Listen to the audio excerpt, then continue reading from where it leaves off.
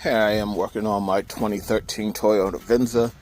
It has a 2.7 four-cylinder motor, and last year I ended up having a tensioner failure, and because this vehicle has electronic power steering, I did not feel that the belt had jumped off, and it stopped the water pump from spinning, and by time the dash notified me that the car was overheating, I had pulled over to the side of the road, and as soon as I did, the radiator exploded.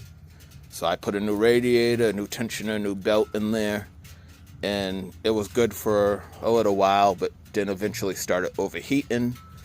I tried some Blue Devil in there, and that lasted about 2 months, but part of the process for the Blue Devil was removing the thermostat, which I never ended up putting back in, but I did put the thermostat seal back in the housing so it didn't leak.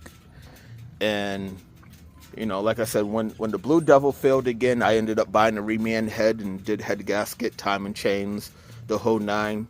The car has been running perfect ever since, but I never actually put the thermostat back in, so that's what I'm doing now. But of course, the gasket I had is now all swollen and it no longer fits, so I just ran to Advance, and for $7 I got a new gasket, so I'm gonna go ahead and get that put back in so that we have proper heat for the winter. And just to give you an idea, this is the original gasket, how it sits on the thermostat, and see how it's so loose. That will definitely cause leaks, so we're gonna get the new one on there and get this in. And that's the new gasket on the thermostat. It's nice and snug, there's no gaps. So we're gonna get this set up. Just remember, so your thermostat has this little window, and you want this facing all the way up, the highest point, so it'll let some coolant pass by, so that, you know, there's hot coolant on the other side, and it'll allow the thermostat to open. So we're gonna get this set up and get it in there. And the thermostat goes right down there, right below the thermostat. There's two 10mm bolts that hold it into place. And you see I got the housing sitting there set aside, so I'll just give you an idea of where it's at. And there you can see it in place. It fully seats and it's gonna seal good. So let me go ahead and get that housing on and get it bolted down. Alright, we got the thermostat fully installed, and now we're just gonna top off the coolant. And here it is. We topped off the coolant with a little bit of concentrated premix. It looks a little light there. I just added extra water. Most of it was concentrated when it went in. But yeah, we're just gonna let this get up to temperature and we should be good. So we're gonna let this run until it gets up to operating temperature and we feel high heat inside the car. We have all the heat settings, you know, on high, heat going. So we're gonna let that heat up. We want the thermostat to open, and that way it will let out any air pockets that are left in the cooling system so that we don't have any overheating issues, and then we can go ahead and reseal the radiator cap, and it should be good to go.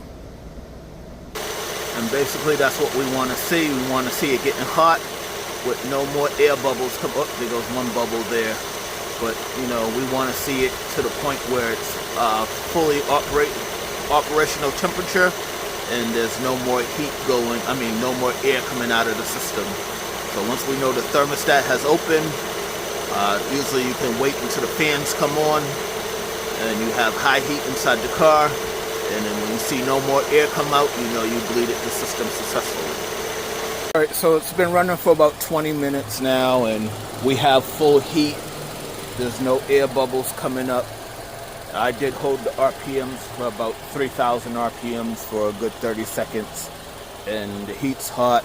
I did hear the fan cycle on and off, and like I said, everything else seems good to go. I'll go ahead and reseal the system with the radiator cap, and, you know, in a couple of days after a few heat cycles, I'll just go ahead and check the coolant temperature level, the coolant level again, and just make sure there's no more issues with it. But for now, that's a completed job of